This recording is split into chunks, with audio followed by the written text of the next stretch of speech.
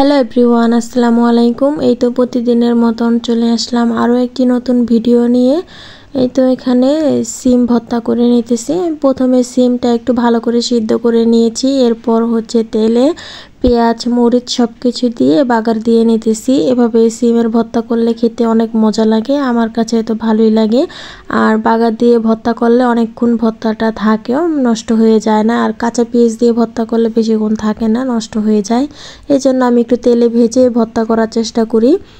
আর এদিকে হচ্ছে যে এখানে মুরগির মাংস রান্না করব, এজন্য এখানে তেলে পেঁয়াজ দিয়ে দিলাম। পেঁয়াজটা একটু ভাজা ভাজা হয়ে আসলে এরপর মশলাগুলো দিয়ে দেব।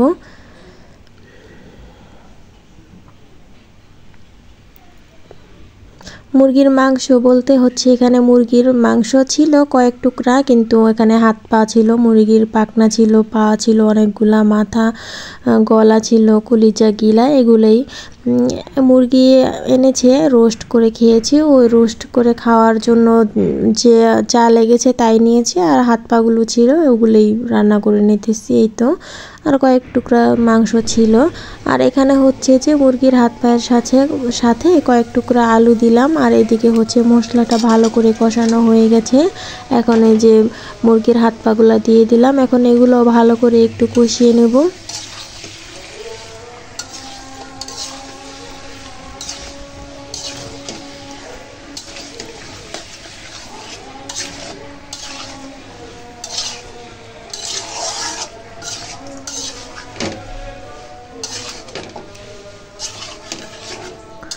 এগুলা তো আর শক্ত মুরগি না, রান্না করতে অনেক সময়ও লাগবে না। পাকিস্তানি মুরগি তো রান্না করতে বেশি একটা সময় লাগবে না। আর এমন সময় তো গ্যাস প্রচুর পরিমাণে কম থাকে, রান্না করতে অনেক ভেজাল হয়। আর এদিকে হচ্ছে মাংসটা আমি ভালো করে কষিয়ে নিয়েছি, এরপর পরিমাণ মতন পানি দিয়েছিলাম।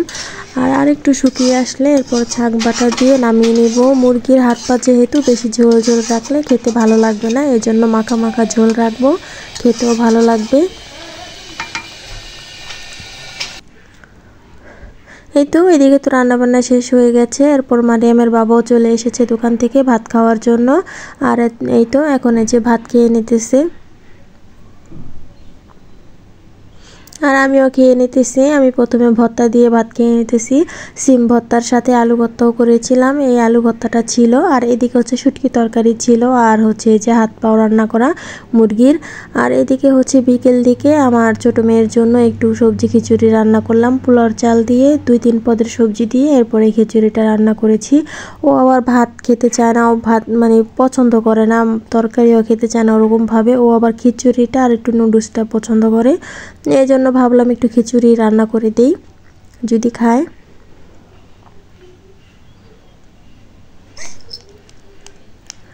এই তো এখানে তো খিচুড়ি রান্না করা হয়ে গেছে, এখন দেখি মেয়েকে খাওয়াতে পারি কিনা।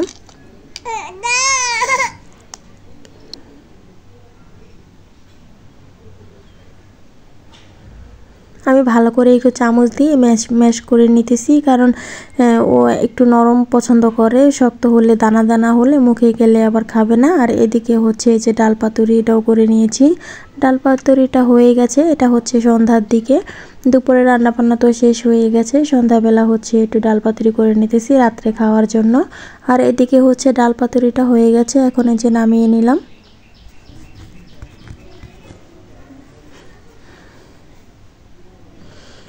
এই তো রান্নাবান্না সব কিছু শেষ করে এখন একটু চা খেয়ে নেব।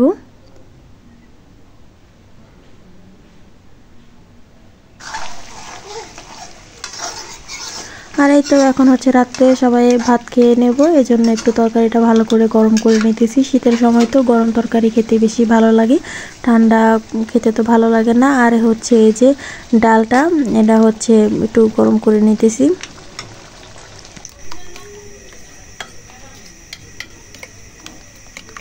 আর এদিকে হচ্ছে যে সাথে একটা ডিম ভাজি করে নিতেছি।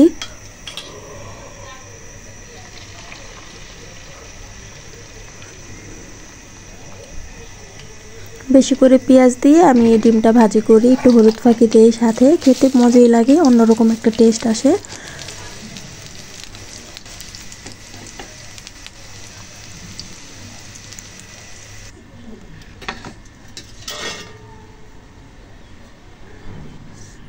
এই তো এখানে তো ডিম ভাজি হয়ে গেছে, এখন যে ভাত খেয়ে নেব।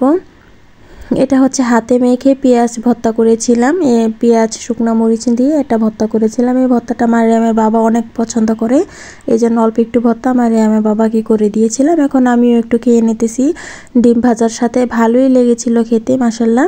আর আজকের ভিডিওটা আমার এই পর্যন্তই। যদি ভালো লেগে থাকে অবশ্যই লাইক, কমেন্ট আর সাবস্ক্রাইব করে দিবেন। আল্লাহ হাফেজ।